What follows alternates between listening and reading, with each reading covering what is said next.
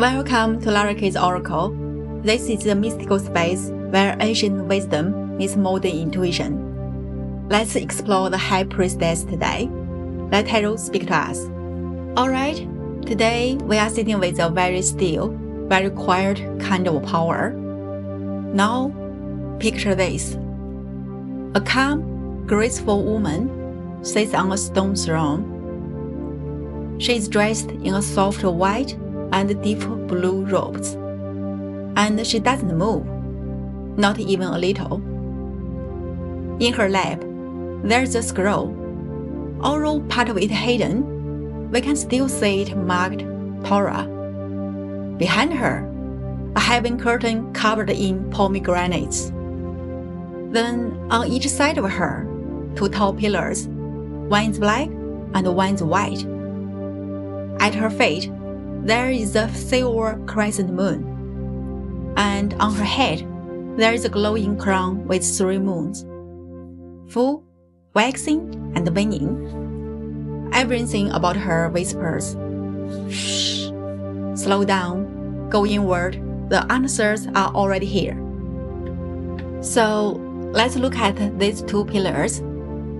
To her right is a white one marked J for Yahan or Yakan. To her left, a black one marked B for Boaz. These ones stood at the entrance to King Solomon's temple. In tarot, they stand for opposites: light and dark, mercy and strength, conscious and subconscious, the sun and the unseen. Then behind her is that embroidered veil. It's a symbol of the thin line between what we see and what we feel. Then the pomegranates, it stands for full of seeds, full of life. They mean the hidden creativity which waiting to be born. Okay, now let's turn to the scroll, Torah.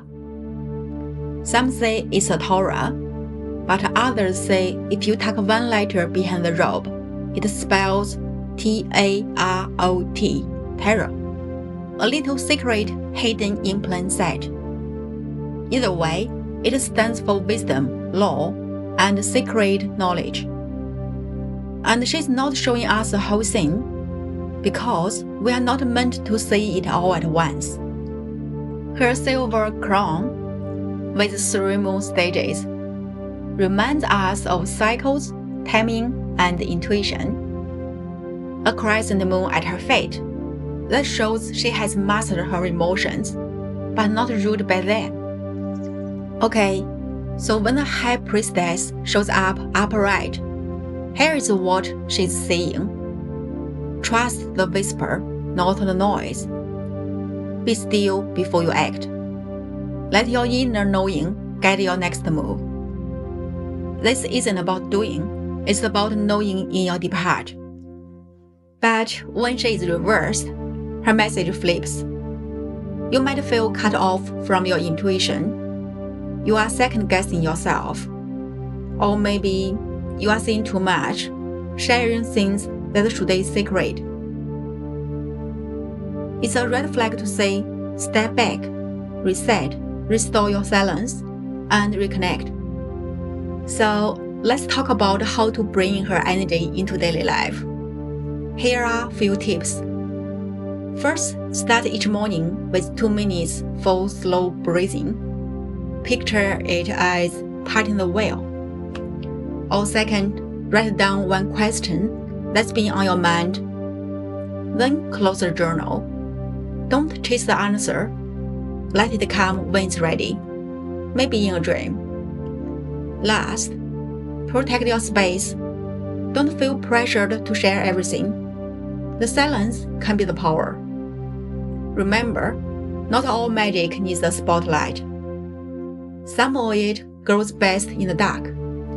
Alright, are you ready to honor your inner High Priestess? That quiet, wise voice that already knows what's best. Okay, that's today, the High Priestess.